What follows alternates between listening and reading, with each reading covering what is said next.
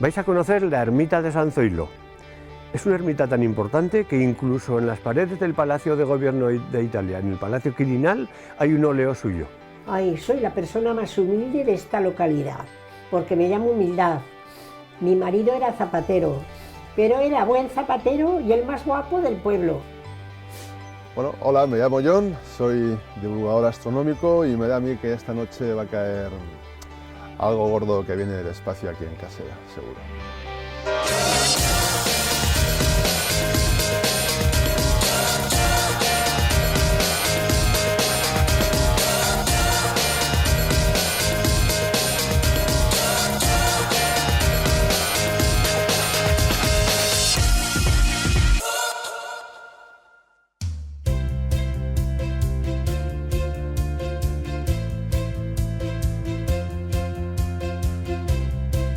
Tirando millas, nos hemos acercado hasta Cáseda.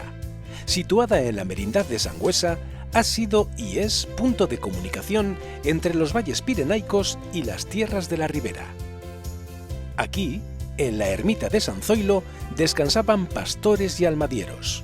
Y al parecer, en esta belleza arquitectónica, también se celebraban las reuniones entre Navarra y Aragón para acabar con los salteadores. Lugar también de peregrinación, quien visitaba la ermita o ayudaba con limosna para su construcción, conseguía indulgencia. Hablando de indulgencia, aquí está, y solo a ella se le ocurre probar una oliva. En fin, qué calvario. Muy buenas, Luis. Hola, Hombre, muy ¿qué tal buenas. estás? Encantada de conocerte. Pues yo estoy maravillosamente bien por la compañía y además porque esto es digno de verse. Ahí estamos viendo al fondo Cáseda. Al fondo estamos viendo Caseda. Nuestro destino de hoy. Eso Pero es. eso sí, me has citado en el Calvario. Exactamente. ¿Qué pasa, que soy un calvario para Pues mira, todos ya? no es por eso, no te preocupes. Vale. Lo que pasa es que a este lugar se le llama el Calvario porque tenemos aquí una ermita, se llama la ermita del Calvario, a la que se sube todas las mañanas de Viernes Santo en procesión. Y también porque tenéis unas vistas magníficas de vuestra localidad. Además es donde se puede ver el carácter defensivo que tuvo Cáseda en origen. Cáseda, que es una población limítrofe con Aragón, porque limitamos con Sofuentes, así que es un pueblo también de frontera. Y es un pueblo que está en lo alto, lo más alto de todo estaba el castillo, y después se iba haciendo las casas de forma concéntrica. Los casedanos han tenido que defender a lo largo de la historia, ¿no?, de sus enemigos. Sí, bueno, esto dependía un poco también del siglo, porque fíjate que somos frontera con Aragón, pero también hemos formado parte del Reino de Aragón. De hecho, la importancia de Cáseda, y documentalmente sobre todo, surge a partir de que el rey Alfonso I, el batallador, nos concede el fuero de Daroca. Lo que se pretende es que venga gente aquí. Pues ¿para qué? Para empezar a marcar ya los límites, sobre todo con el Califato de Córdoba, que es lo que estaba más al sur. Una vez de que ya la frontera va bajando, pues Cáseda pierde su carácter defensivo.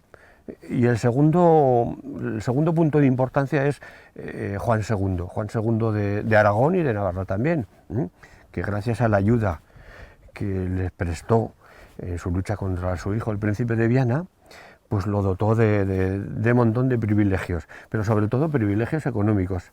Y además le reafirmó también en el fuero, que nos hacía un poco especiales al resto de los demás, de las personas. Llama la atención que Aibar, que está muy cerquita de aquí, defendieron al príncipe de Viana y vosotros a Juan II. Pues sí, son cosas de la, no sé, de la política de aquellos tiempos, me imagino. Pero no es casualidad, fíjate, el príncipe de Viana cayó derrotado tras 20 años de guerra civil, precisamente ahí en Aibar, con la ayuda inestimable, por lo que se ve, de Cáseda. Bueno, Luis, ya estamos en Cáseda y llegamos a la plaza del castillo. Eso significa que aquí estuvo el castillo, ¿no? Eso es, aquí estuvo el castillo. El asunto es que, como podéis comprobar, no queda absolutamente nada. Pero sí que es cierto que hay una leyenda. La leyenda dice que un médico italiano, era compañero de un noble de aquí de Cáseda, a la vuelta de Italia llegaron a Cáseda para vivir aquí, Orsini era el médico, era ya mayor, ¿no? Y llegaron justo pues cuando aquí en esta plaza se iba a celebrar la quema de una chica, muy guapa debía de ser, Engracia se llamaba, y se le acusaba de judaizante, cosas de aquellos tiempos, de aquellos años. Este Orsini, que estaría seguramente en una balconada contemplando cómo la iban a quemar, se enamoró perdidamente, fue un amor a primera vista por lo que se ve, ¿no? Y consiguió que la dejaran libre y se casó con ella. Ella era muy joven, muy guapa y él era mayor. Y pasó que a su jefe, a Diego, le gustó más Engracia. Y se empezaron a ver en privado. Vamos, que le pusieron los cuernos totalmente, al médico italiano. Además, la leyenda dice que se los pusieron por completo. Y claro, Orsini lo descubrió pero no dijo nada. Y su venganza fue tremenda.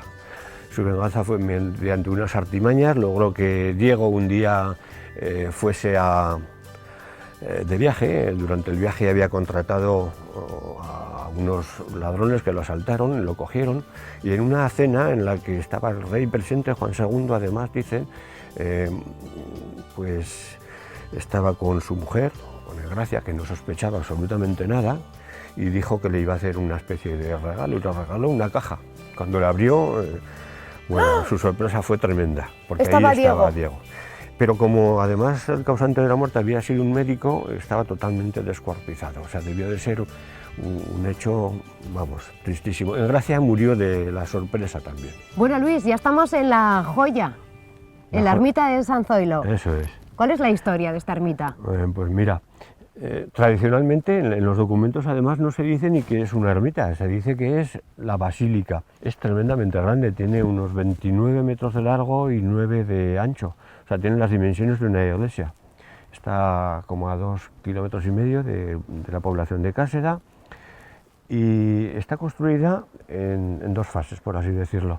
La primera en el siglo XIV, románico, y luego ya cuando Juan II fue muy magnánimo, en el siglo siguiente, por haberle apoyado a derrotar a su hijo, el príncipe de Viana, pues a raíz de eso, que concedió muchísimos privilegios a la villa de Cáseda, había dinero y, bueno, pues levantaron el tejado de madera y lo que hicieron fue lo que actualmente vemos, una bóveda de crucería que es espectacular. Ahora vamos a ver que hay unas viviendas anejas que se construyeron también en el mismo tiempo que la ermita y que recibían un montón de peregrinos, además de los pastores que pasaban por aquí mismo, porque la cañada de los alacencos pasa por aquí mismo, pasa, ¿sí? Durante siglos, como te digo, por aquí pasó muchísima gente. Tal es así que las viviendas anejas eran hospedería y fonda. La gente dormía y comía. Debía de ser impresionante el número de peregrinos que venían a la ermita. La verdad es que tenían indulgencias todos aquellos que acudían aquí y eso sería muy importante en aquella época, ¿no? Entramos en el patio medieval de la ermita y aquí estás viendo todas estas viviendas que se subastaban, por así decirlo. Tenía que haber un posadero que se la quedaba para un periodo determinado de años. Además, cosa curiosa, la subasta, por así decirlo, se hacía por el procedimiento de candela viva. No sé si habrás oído hablar de eso. ¿No? Yo lo conocí también en el ayuntamiento para la subasta de las hierbas hasta no hace tantos años. Cuando se apagaba el fuego de la cerilla, el último, lo que había pujado, ese es el que se lo quedaba. ¿Y en el resto de las viviendas? Sí, pues todo eran cuadras, cocinas y aposentos para dormir, para la gente que venía. Además, la concesión era impresionantemente escrupulosa. Quiere decir que se tenía en cuenta que los alimentos tenían que comprarlos en Cáseda, el fiemo de las caballerías o de las ovejas que había no podían utilizarlo más que aquí, en los huertos de aquí de la ermita. ¿Y de dónde venían tantos peregrinos para pedir indulgencia? Sí, venían precisamente porque la ermita se había construido sobre todo y fundamentalmente gracias a la aportación de los peregrinos que venían. Aquí en la portada tenemos las 3 personas, por así decirlo, de las que depende la construcción. Ahí está el escudo de las armas del rey de entonces, Felipe el Largo se llamaba. También está a la derecha el escudo de de Pedro de Oyoqui, que era hospitalero de la Catedral de Pamplona, y también está el escudo de Arnaldo de Barbazán. Es el que consigue en Aviñón precisamente estas indulgencias, que se ve que lo que hacen es atraer muchísima gente. Sabían que si visitaban la ermita, si daban algún emolumento para su construcción, para su mantenimiento, pues ganaban estas indulgencias, que seguramente les suponían un camino más fácil hacia la salvación. Luis, muchas gracias por darnos a conocer Cáseda. No, hombre, las gracias hay que darlas a vosotros, pero espera, porque antes de irte, quiero hacerte una entrega, ya verás que... ¡Uy, qué emoción! Mira, se trata de un libro que es una compilación de artículos que ya existían sobre el Sanzoillo y de otras cosas que son completamente nuevas. Aunque Pues para ti... te prometo que me voy a leer todo este libro y voy a conocer más sobre la historia de esta ermita, que Está tan hecho importante. además con el corazón, ya verás, te va a encantar. Muchas gracias, de Ana, verdad. A ti. Y voy a seguir conociendo a más vecinos de Cáseda. Muy bien. Que todavía nos queda mucho. Vale, hasta luego.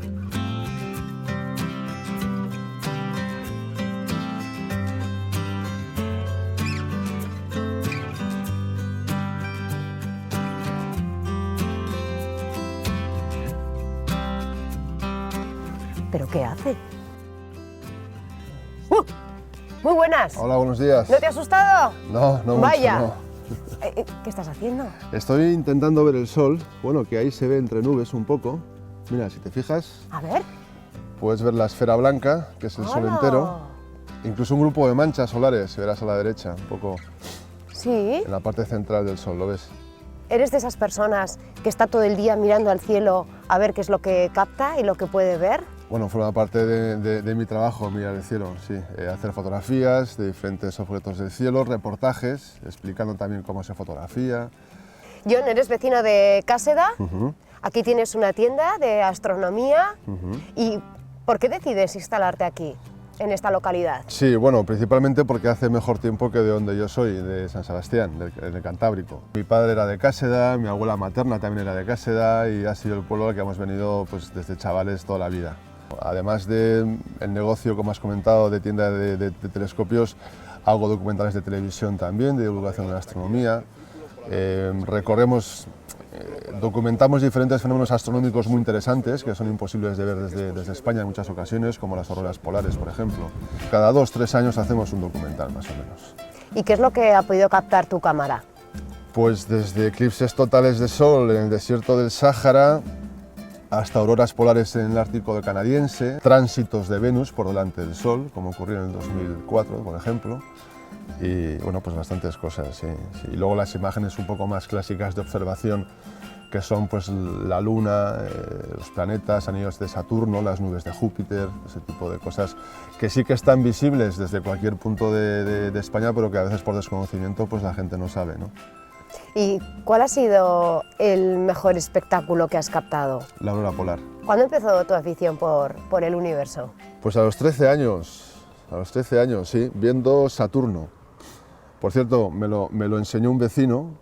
Yo bajaba la basura aquella noche de abril de 1981. ¿Te acuerdas, eh? Me acuerdo. Y además esa persona ha fallecido hace poco de cáncer, entonces pues sí que hemos dado un homenaje. El último documental está también, lo citamos, ¿no?, como homenaje. ¿Has dejado muchas cosas de lado por tu pasión por el universo? Dejé un trabajo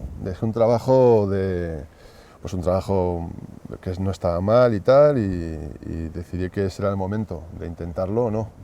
Intentar dedicar a lo que te gusta, sin duda. A veces desconocemos lo que nos rodea. La gente que no ha mirado a través de un telescopio, Sí. que no se pregunta de dónde vienen, por ejemplo, las estrellas. Sí, claro, las estrellas vienen de nubes de polvo y básicamente no hay que ser más que una bola inmensa de hidrógeno y que consigues 15 millones de grados y ya eres una estrella. Si haces eso, el Sol nos está iluminando ahora porque en su núcleo tiene 15 millones de grados. A esa temperatura origina explosiones nucleares de fusión continuamente. Esas son las estrellas. Y cuando hablamos de años luz, cuando les cuentas a los niños... Sí, pues bueno, vamos a cambiar un poco. Si tú imagínate que ahora mismo, además lo estamos viendo, se puede hasta ver. Tú imagínate que el Sol explotara en este mismo instante, ¿no? La imagen de la explosión no la veríamos hasta dentro de 8 minutos, porque es el tiempo que la luz, es decir, esa imagen tarda en recorrer la distancia que nos separa del Sol. Por tanto, estamos a 8 minutos luz del Sol. La Luna está a 1 segundo luz y muchas estrellas están a 2000 años luz de distancia. Por ejemplo, cuando su luz salió hacia la Tierra, Cristo lo estaban crucificando, por ejemplo, ¿no? Más o menos. Las grandes distancias son máquinas del tiempo hacia el pasado. Podemos ver las cosas tal y como eran hace mucho tiempo atrás, ¿no? Gracias al telescopio espacial Hubble, por ejemplo, hemos conseguido ver cosas que están a 11.000 millones de años luz de distancia de la Tierra. 11.000 millones de años. Eso quiere decir que estamos viendo esa galaxia no tal y como es ahora, sino tal y como era hace 11.000 millones de años. Eso es muy interesante, eso da muchas pistas a los astrónomos para poder comprender mejor cómo es la evolución del universo, que por cierto se está acelerando la expansión. Es algo muy, muy curioso y no se sabe por qué. Se desconoce. No es lo normal. Nos estamos haciendo cada vez más grandes a nivel cósmico, pero también con mayor velocidad. Nos aceleramos. ¿Los astrónomos tenéis más miedo que las personas como yo, que no tienen muchos conocimientos del universo? Hablamos de meteoritos, Sí. lo que decías, ¿no? Que nos estamos acelerando. Sí. No, es que el problema es que la escala temporal humana es tan pequeña que no nos tenemos que preocupar demasiado. Sabemos que el planeta Tierra se calcinará y dentro del tiempo, de un tiempo, cuando el Sol envejezca y muera, nos quemará por completo y desaparecerá la vida de este planeta. Lo que pasa es que ocurrirá dentro de mucho tiempo. Al Sol aún le quedan unos 4.000 millones de años para envejecer y para quemarnos. Al igual que la caída de un meteorito. Hace poco en Rusia cayó un pedrusco importante. ¿Os acordáis? Fue un tema de mediático, rompió cristales, su onda expansiva y todo. Eso era una piedra ya interesante. Es cuestión de tiempo de que caigan piedras más grandes que puedan hacer mucho daño. Yo me imagino que te harán esta pregunta muchas veces, sobre todo los niños. ¿Existen los extraterrestres? Es muy probable, no lo sabemos tampoco, ¿no? Nuestra galaxia son 300.000 millones de soles y se cree que hay unos 150.000 millones de galaxias. Por tanto, estadísticamente los números son brutales. Pero no es nada fácil tampoco que se desarrolle la vida, es bastante complicado. Somos un producto, somos mucha suerte durante mucho tiempo. Yo solamente he visto una vez una cosa que no sabía explicar desde el principio y al final, informándome y viéndolo a través del telescopio, vi que tenía una forma de globo. Es un globo estratosférico enorme del tamaño de un campo de fútbol que lanzan desde León, desde el Instituto de Técnicas Aeroespaciales, y lo mandan a las capas de la estratosfera para medir cosas. Entonces vimos una estrella brillante ahí, brillaba mucho además, y tenía su movimiento independiente de las estrellas. Y dices, toda su bola, ¿esto qué es? Y tal. Pero bueno, al final enchufas el telescopio, tiene forma de globo, no sé qué. No, me hubiera gustado, estaría encantado de que baja un ovni, me saludase y tal, y charlásemos de algo, pero no, por ahora no. Pues a mí mi madre siempre me dice que soy de otro planeta. ¡Uy, qué casa más bonita! ¡Uy, si hay un señor mirando la casa! ¡Hola! Hola. ¡Salude al tiramillas! ¿Cómo estás? ¿Qué es lo que está mirando? Pues mira, contemplando aquí esta casa que estaba en ruinas, pues esto era el antiguo hospital que llamaban, la casa del hospital de Cáseda. Esto ha sido, creo, hospedería también, algún fin de este tipo social la ha debido tener. ¡Hala! Vamos a guardar ya la cámara y vamos a seguir hablando. ¿Y aquí se ha alojado alguien así famoso? Estuvo Wellington, el general Wellington inglés, ¿no? El que le pegó a Napoleón en Waterloo. ¿Y esto qué es? Pues mira, este hueco que hay aquí le llaman la calavera, yo no sé por qué, pero de toda la vida nos ha servido de escondite muchas veces jugando al escondite, no sé por qué, pero de toda la vida la calavera. Y por estas calles habrás jugado mucho, ¿no, Ani? Bueno, estas calles antes era todo empedrado. Que soy las veces que me he torcido el tobillo corriendo por el empedrado aquel. ¿Y a ti te ha tocado ir a las Bardenas a ayudar a tu padre? Pues toda la vida. Yo he nacido, desde que tengo eso de razón, he bajado a la Bardena con mi madre. Porque forzosamente tenía que llevar a los chicos por delante porque en casa no los podía dejar con la abuela. ¿Y la madre para qué bajaba? ¿A trabajar la tierra? No, a trabajar no, pues para atender a los hombres, hacer la comida, todo, porque es lo que era la trilla, la faena de la recolección, suponía mucho esfuerzo, ¿no? Y bajamos toda la familia, incluso bajamos animales, bajamos las gallinas, conejos, pues para comer de ahí, ¿no? Ani, me estabas diciendo que te estabas fijando en la fachada. ¿Qué pasa, que luego la plasmas en algún boceto? Que la fachada está de aquí, del hospital. Bueno, pues estoy madurando una idea de coger algunos rincones del pueblo como despedida ya de mi arte y dejar un poco para la historia algunas cosas del pueblo. O sea que eres artista. Pues vamos a tu casa, que aquí sopla mucho viento. Ani, cuéntame Sí. el dicho que hay con los de Gallipienzo. Pues nada, que Gallipienzo está en un alto y Caseda en una cuesta. Si Gallipienzo se cae, a Caseda lo revienta. Oye, vaya estudio, ¿no? Bueno, pues aquí tengo trabajos desde chaval, desde el tiempo que he estado por fuera y los últimos años que he estado después de regresar de mi emigración. ¿Con qué años saliste de aquí, de Caseda? Pues recién acabada la mili. Yo veía que el futuro en el campo no lo tenía, porque había 2 hermanos más jóvenes, ¿no? Entonces decidí ya pues, salir. Ani, cuando fuiste a Francia y a Canadá, ¿en qué trabajaste? Si se puede contar. El monte. Puro y duro. ¿Y qué hacías allá? Vida de documental. Lo más duro que he tenido en el monte es que cuanto más llovía, era el día más propicio para despeñar la madera, porque como la pista se embarraba, entonces salían los maderos como una bala para abajo. Nos poníamos 5 a un lado con unas trancas, otros 5 al otro lado, y empezamos a zaplenar, a mover la madera para que cogiera fuerza. Y una vez que cogía fuerza bajaba casi 1 kilómetro lanzado hasta abajo del valle. Trabajos duros también en Canadá. Uno de los trabajos duros era alinear las líneas del tren. Se deteriora mucho la línea por los hielos y las nieves en el invierno en Canadá. 10 hombres de un lado con una barra de 10 kilos de hierro y otros 10 al otro lado. Teníamos que mover toda la vía a golpes. Ahí tengo un cuadro donde estábamos trabajando en el monte. Una mañana amanecí con la lona de la tienda en la nariz aplastada de la nieve que había caído en la noche. Y ya entonces yo ahí tomé una determinación de salir e irme para Montreal. Y cuando te escribían los familiares y te preguntaban, ¿qué tal estás, Ani? Bueno, el mayor soporte que he tenido en Canadá y fuera de él ha sido la relación con mi madre. Las cartas, ¿no? La comunicación con la familia. La familia estaba siempre presente aquí, nunca está más cerca de España que cuando está fuera. Y cuando estabas en el extranjero es cuando decides empezar a pintar. ¿De dónde te viene tu afición? No. A mí me viene desde la escuela, desde los 12, 13 años, que hacía garabatos.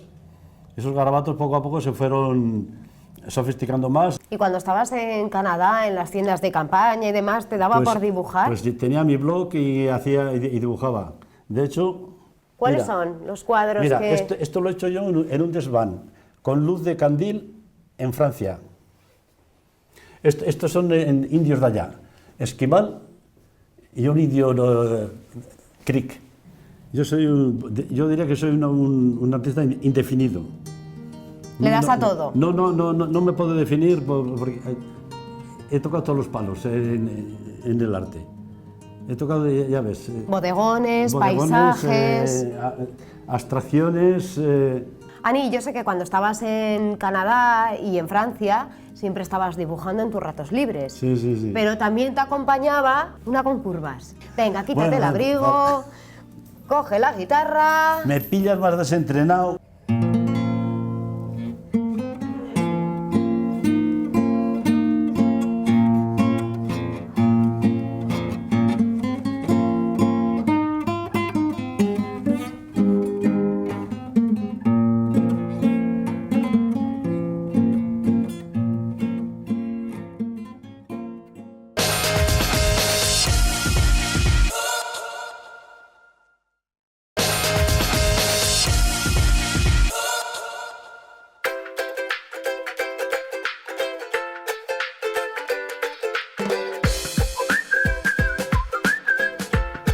Hola, buenas. ¿No tendrás 20 céntimos? Que voy a pedir por los vecinos de Caseda y no...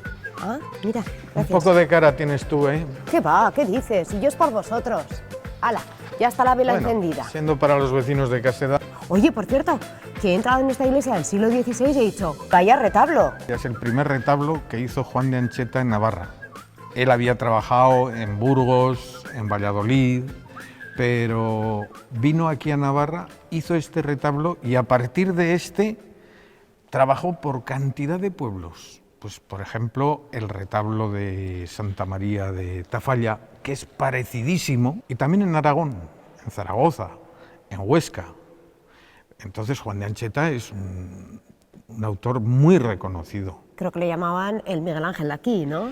Es que además era típicamente manierista, es decir, trabajaba a la manera de Miguel Ángel. Incluso si te fijas en la coronación de la Virgen, el padre tiene el pelo Es verdad. al estilo de Moisés, del Moisés de Miguel Ángel.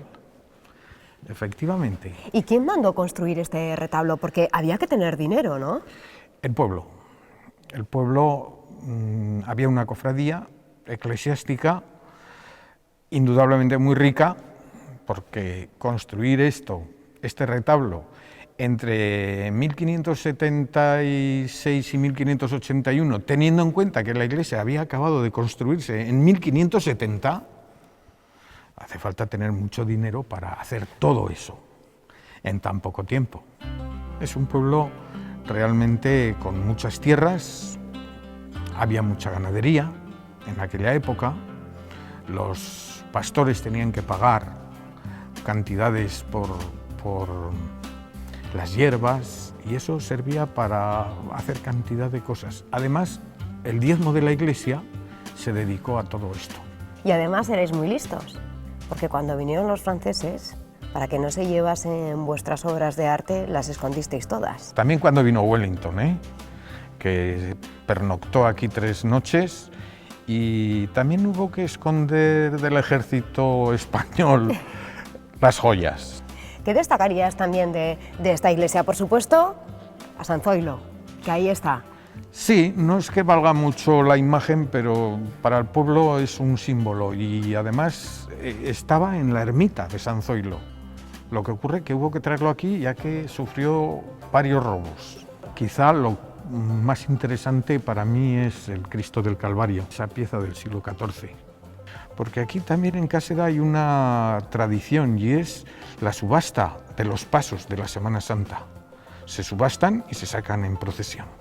Y el Cristo del Calvario es uno de los pasos. La gente va pujando para llevar los pasos a más cantidad de euro en euro, de lo que quieren, vaya. Ya está. Aunque tengo que decir que ahora no es igual que hace unos años. Cuando había mucha gente en este pueblo, había interés por llevar los pasos y había piques entre cuadrillas. ¿Y entre ahora familias también o no? También entre familias, también, porque muchas de las familias habían encargado el paso. Entonces, si habían encargado y pagado el paso, tenían interés en llevarlo. Y si había otras que se metían por medio, pues aquello era divertido, por lo menos divertido. Fernando, muchas gracias. De toda la entrevista, con lo que me he quedado, que aquí en Cáseda tenéis dinero. Que nos has buscado a los maestros jubilados, tú tienes mucho más que nosotros. Bueno, pues a ver si encuentro alguna casa rica. Muy bien.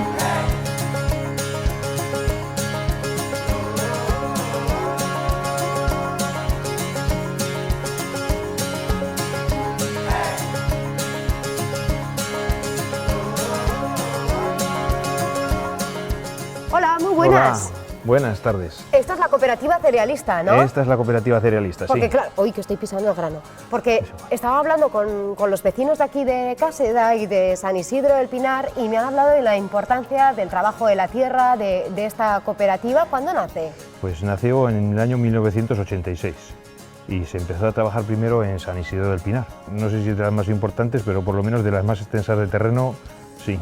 También Cáseda es el tercer pueblo de Navarra en extensión, detrás de Ujue y Gallipienzo. Ah. Tiene unos 20 kilómetros de largo desde la Muga de Aibar hasta la de Carcastillo. Y aquí sobre todo lo que se cultiva es el cereal. Cereal, Con sí. anterioridad sí que hubo otros productos, Sí, ¿no? hace unos años se ponía mucho tomate para conservas a bajamar, espárrago, Mucho maíz también había en todo el regadío aquí del Canal de las Bardenas y sin embargo ahora ya es residual. Pues el trigo Aribasa y harinas Guría, el trigo panificable. El de pienso pues se lleva lo mismo para cualquier a nivel de a Navarra o a Zaragoza, a piensos Nanta, pues, que sobre todo a Zaragoza y a los de alrededor.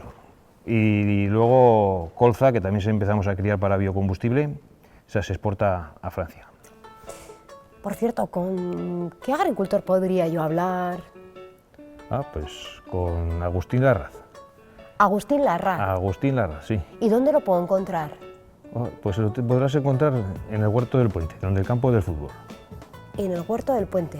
Vale, pues voy a ir por allá. Aunque antes voy a ir a conocer a una tal Humildad. ¿La conoces? ¿Humildad Urrutia? Sí. Sí. Que su marido era zapatero. Su marido zapatero. Me tuvo en brazos cuando yo me comulgué. Digo, cuando yo me bauticé. ¿En serio? En serio. Porque mi madrina estaba enferma y me llevó ella a la pila. Pues nada, me voy a conocer a Humildad porque total no pasa nada, porque Agustín esté esperando un par de horas, ¿no? Nada, Está todo el no día tiene- mirando al no cielo, tiene es otra cosa que agricultor. hacer. Vale. Qué hermosura soy. Muy buenas, Humildad. Hola, muy buena. ¿Qué tal estás? Bien, ¿y usted? ¿Qué tal? Tuteame. ¿Eh? ¿Que me puedes tutear? Ah, sí, pues Claro, yo bien, también y tú, puedo bien, y tú, tutearte, bien, y tú, ¿no? Bien, y tú. Eso Bien, es. y tú. Humildad, ¿qué estabas ¿Has mirando? visto qué zapatos? Pues mira, mi marido era un zapatero de todas. Y resulta que cuando nació la hija mayor, pues quería hacerle zapatos, pero no había hormas. Entonces, ¿qué hizo? Hacérselas él, se las hizo él. Mira, es obra de él. Vaya, y lo guarda, vamos, Y como las un guardo, tesoro, madre, ¿no? y todo el que viene se queda parado, oye. Y su marido trabajó mucho. Se iba desde aquí hasta Sofuentes andando, cargado con zapatos hechos, llegaba allí, recogía por las casas y otra vez cargado hasta casa. No teníamos otra finca que esa. Y luego a Gallipienzo, desde que tenía dientes, subía y trabajaba todo el pueblo. En Gallipienzo ya lo conocen bien. Y toda la semana dándole, y el sábado arreando para abajo con el trabajo hecho. Paco Arrieta Arrieta. era un hombre conocido Sí, en muy Cáseda. ¿Y la gente solía comprarse muchos zapatos o no? Hombre, pues trabajaban mucho para el campo, botas y eso. Y luego de vestir también hacía. Claro, tanto el de vestir no haría, pero sí hacía muchos pares. De hombre también, y botas y de todo.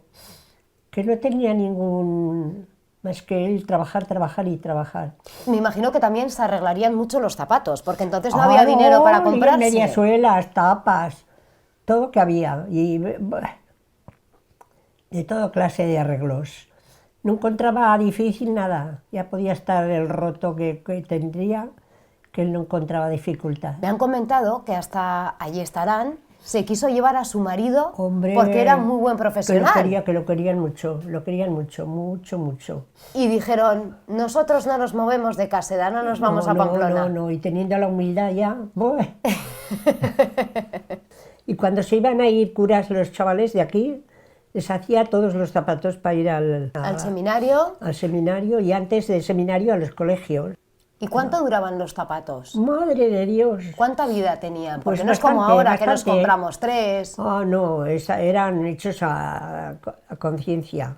Llevaban buena plantilla, llevaban buena suela, buenos clavos. Y de aquellos de clavos, de la suela, cuando iban al campo se hacían los hombres que les pondría clavos en la suela, de esos clavados con cabecita. Eran zapatos robustos porque muchos tenían que hacer muchos kilómetros al día, ¿no? Madre mía, que sí, zapatos, madre mía, ya te digo que sí. Y para el campo, que estaba aquí toda la Bardena que trabajaban del campo. ¿Las mujeres los tacones le pedían al marido? Ah, también. Ponme bien de tacón. El tacón, sí, también. ¿Sí? Y cuando eran topolinos, también. ¿Sabes ¿Topolinos? cómo eran topolinos? No. Esos que llevaban una cuña así,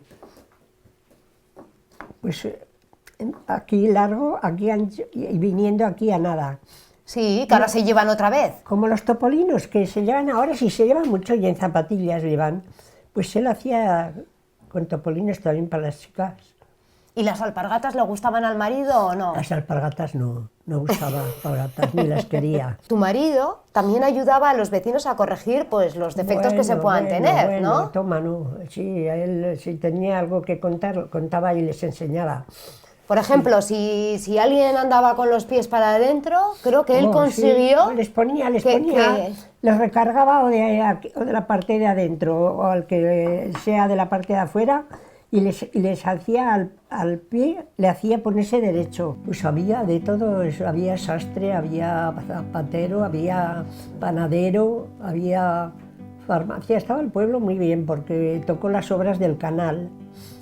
Y eso se vino de Andalucía a medio Andalucía. Mi padre era panadero, llevaban el pan asada, llevaban a la bardena. Cuando del canal, pues bajaban con una caballería, mi hermano, y le bajaban el pan a todos los obreros que había por ahí, que vivían en cabañas y en casetas esas.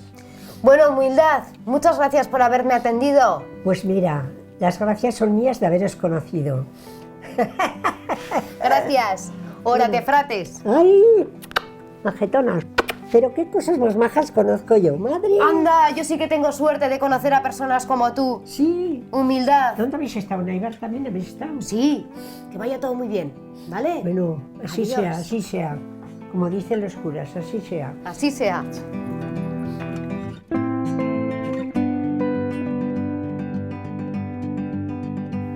¿Pero qué estás mirando?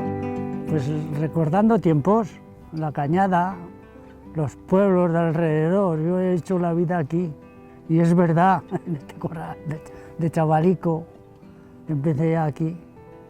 Me imagino que, por lo que estás contando, corralizas, eres pastor o has sido pastor. Pastor toda mi vida, hasta los 60 años.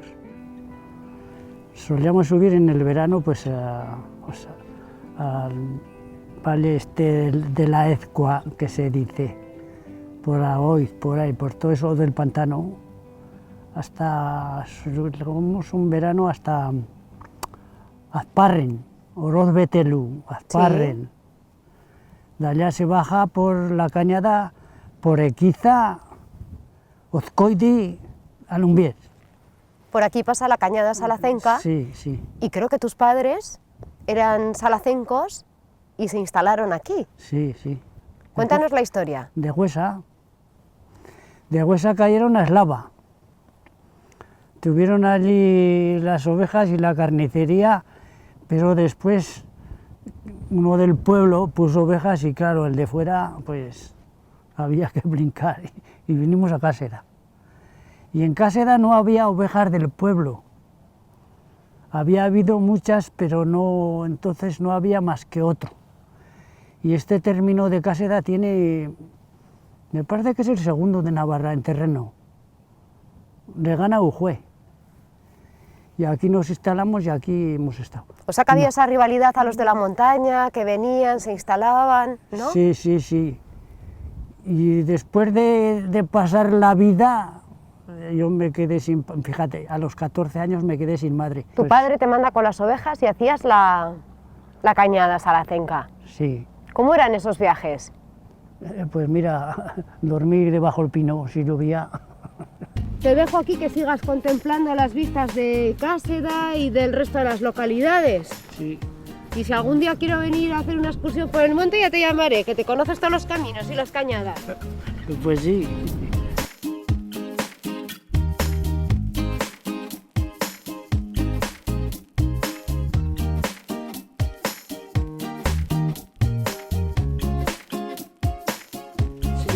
Hace mucho frío. Hola, muy buenas. Felices. ¿Qué tal, Chica, Manuel? mamá. ¿Qué tal, Silvia?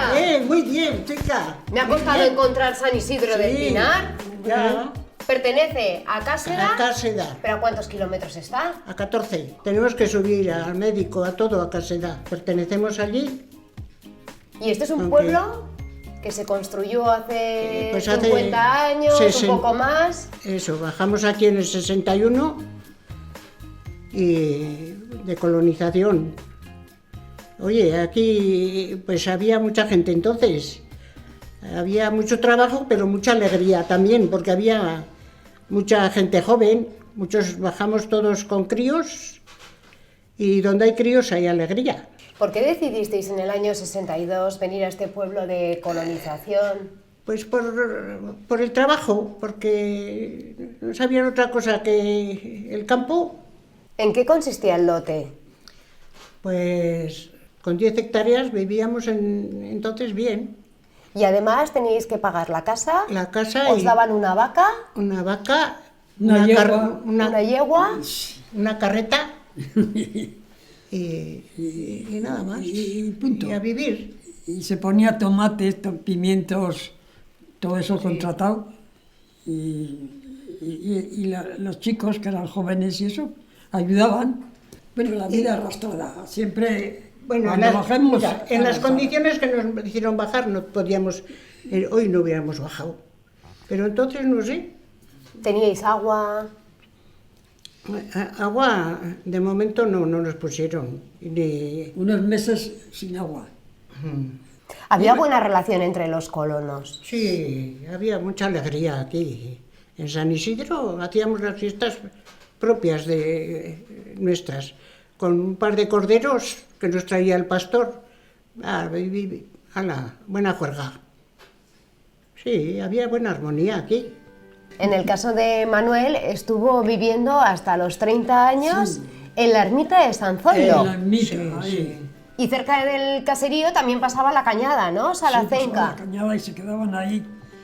Luego los pastores, pues mi madre pedían, pues a lo mejor pedían una cena o una comida, una tortilla, y ahí se quedaban, hacían ahí su comidona y ya está. Silvia, en tu caso naciste en Argentina. En Argentina nací, sí. ¿Y por qué? Pues porque se fueron mis padres a trabajar allá, ¿De panaderos? pero luego como mi madre aquel clima no le iba, pues tuvimos que venir a Caseda otra vez. Silvia, aquí también era famoso el caldo de azafrán. De azafrán. ¿Cuándo se porque hacía? Se llevaba en la siega, pues cuando hervía el agua, molían el ajo en el almirez y el azafrán. Y luego echaban el aceite crudo, pero también huevo, había que echar huevo. El caldo del azafrán y después unas magras con tomate. Manuel, ¿por qué le llamaban al autobús que iba de Caseda a Pamplona la petaca? Pues te voy a decir, en tiempos se vendía el tabaco en unos cuarterones, ¿no? Eran unos paqueticos cuadrados. Y los hombres tenían una petaca que se llamaba una petaca. Sí. Y cogían el cuarterón y lo querían meter en la petaca. Y como no cogía bien el cuarterón, pues estaban, venga a apretar, hasta que se metía el cuarterón en la petaca. Y en el autobús, pues el autobús era igual. Había mucha gente, había que apretar y al último, pues arriba, y se salió, pues esto es la petaca. Y decías que en la parte de arriba también iban viajeros. Sí, arriba. Pero arriba, descubiertos ahí. Sí, arriba. ¿Pero qué dices? No, de eso era, me cago en la... Sentados en las maletas. Corriente, entre las maletas, ahí. Y entre las gallinas igual. En el autobús arriba tenía una valla bastante altica, Sí. una barra alrededor, y ahí la gente se agarraba y Por el puerto de Loiti y todo. ya está. Y tenía una escalerica para bajar, subían y bajaba la gente, que no sé, a mí me ve que me tocó también alguna vez. No tienes muy buenos recuerdos, ¿no?, de aquel viaje. Hombre, un poco frío pasemos, porque, pero bien, oye. Bueno, Silvia, muchas gracias por todo. Nada. Gracias, Manuel. Os guardo un caceril, chica. En Caseda son caceriles, no son magdalenas, ¿eh? ¿Cómo que caceril? Caceril. Sí. A las magdalenas que llamáis vosotros en Caseda son caceriles. Oh. ¿Los has visto ahí? No los he visto, pero ya los voy a ver ahora. Sácalas aquí. ¿No los habrás hecho tú, Silvia? Hombre, ayer ¿Las has hecho tú? Ay, muchas gracias por el detalle. Oye. Ay, encantada de haber Pues sí, venido. te las regalo, chica. La fuente no, que aquí no venden. Ya. Oye, me cago en 10, pero ¿cuándo venís o qué? Pues ahora llego, Ya. ahora llego, Ibas a Agustín. venir mañana a la 1 y llegas a las 5. Todo el día trabajando. Gracias, Agustín. Ya lo siento. Me cago, a ver, ¿Sabes oye, lo que pasa? Que Francisco habla mucho. Yo le decía, pero que me está esperando, Agustín, Ya, Larraz, que me está ya. esperando. me cago en 10. Yo no te dio la culpa, ¿eh? Que ya, oye, que algo tenemos que decir. Agustín, eres uno de los agricultores más veteranos de Cáseda. Creo, bueno, oye, sí, o sea, de edad, sí, y toda vida en el campo. ¿A qué años empezaste a trabajar? A los 14, salir de la escuela hasta ahora, hasta este año pasado. Siempre con tractor. Antes con mulas, ¿eh? Con mulas. ¿Qué recuerdos tienes de esos primeros años trabajando en el campo? Pues que era muy, ¿cómo decirte? Muy canso, porque de noche nos teníamos que levantar 4 veces a echarles pienso a las mulas. Que se dice pronto, y quitarle collerones, tirantes, peinarlas a la mañana y para hacer de día al campo. Llegar al caserío en la Bardena, pues desaparejar, darles de comer y nosotros a cenar, porque teníamos gallinero. Gallinero, ¿sabes lo que es? Un hombre que cuidaba cerdos, gallinas, en el caserío, sí, y ese nos preparaba la paja para las mulas, para ayudarnos un poco, para eso le pagábamos, estaba ahí, y el rancho nos hacía. Antes mucho peor, la vida de mi padre fue, no había camiones, al transporte, con mulas, 5 mulas a Caparroso. Bajaban trigo y subían mineral. ¿Mineral? Abono. Sí, sí. ¿Y dónde se vendía la mercancía que obteníais? La mercancía está donde Casa Manolo Sanzoilo, el caserío nuestro, era granero del Servicio Nacional. ¿Qué es eso? Joder, el SEMPA. Pero que yo soy mucho más joven. Bueno, ¿Qué es el SEMPA? pero me dices, ¿qué es eso? Pues es el SEMPA donde se recogían los granos de trigo. La cebada no. El SEMPA recogía pan panificable, ¿eh? Bueno, Agustín. Bueno, vale, a seguir bien y encantado de conoceros. Lo mismo. Igual, eso. A ver cuándo vienes otra vez. Oye, pues cuando quieras. Ya. ¿Qué tienes? ¿Muchas tierras? No, bien. ¿Tienes bien de tierras? No, bien, ¿Bien oye, de tierras? normal, Pues venga, joder. ya vuelvo. Si tienes muchas tierras, no ya vengamos, me quedo un ratico que aquí, eso no cojas, No, joder. no cojas eso, que yo no me quiero quedar con las tierras de No, ese que señor. hostia, no. Hombre, pero estamos en ello, agricultor. Sí.